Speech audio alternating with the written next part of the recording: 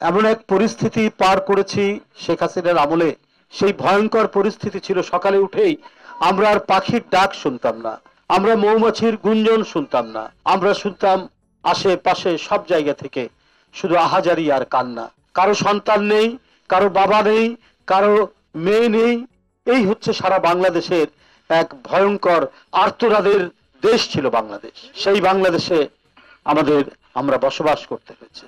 আজকে এখানে বেশ কয়েকজন শুধুমাত্র শেখ হাসিনাকে পদত্যাগ করতে বাধ্য করা, এই যে জগদ্দল পাথর, এই যে একটা নিষ্ঠুর মহিলা ফেরাউন বাংলাদেশের মানুষের কাঁধের উপর চেপে বসেছে, তাকে সরানোর জন্য সব মানুষ, তার কচি বাচ্চারা রাস্তায় নেমেছে।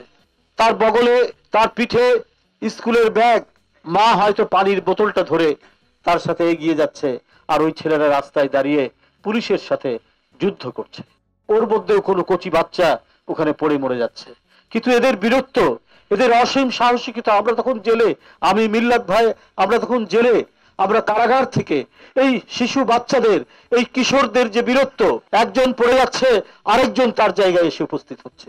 এবং পুলিশ এ কথাটা বলছে তার ঊর্ধ্বতন কর্মকর্তাকে যে স্যার, কমই না তো কেউ, একজন পড়ে যায় আরেকজন সেই জায়গায় এসে উপস্থিত হয়। কি অপূর্ব সাহসের বাতিঘর ছিল এই বাচ্চারা, এই শিশু কিশোর, স্কুল কলেজ ইউনিভার্সিটির ছেলেরা। শেখ হাসিনা ও টের পায়নি দেশের মানুষের বীরত্ব কোথায়।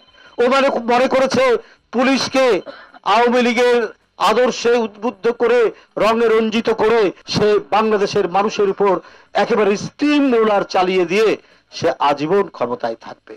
কিন্তু এদেশ এরকম জালিমকে কখনো যে ক্ষমতায় রাখে না, এই ইতিহাস শেখ হাসিনার জানা ছিল না। ও ছিল এক ভণ্ড মূর্খ প্রধানমন্ত্রী। ও যদি আমাদের ইতিহাস জানতো কয়েকশো বছরের, তাহলে আগেই যখন বুঝতে পারছে যে জনগণ তাকে পছন্দ করে না, তখনই সে ক্ষমতা ছেড়ে দিত। কিন্তু তার ক্ষমতার প্রতি এত লোভ, এত মায়া, এত আনন্দ, কারণ অনেক টাকা করেছে তার লোকরা, তার পরিবার নিছক মিথ্যা কথা বলে গেছে, আমার পরিবারের কিছু নাই। এখন বেরোচ্ছে না খবরের কাগজে ৬০ কাঠা পূর্বাচলে শুধু সে এবং তার পরিবারের লোকরা নিয়েছে।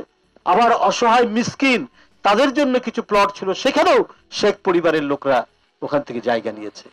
এরা মিসকিনের জায়গা আত্মসাৎকারী। এরা কি করবে মানুষের? ওরা তো একটা শিশু বাচ্চার প্রাণ কেড়ে নিতে তো তাদের দ্বিধা করে না।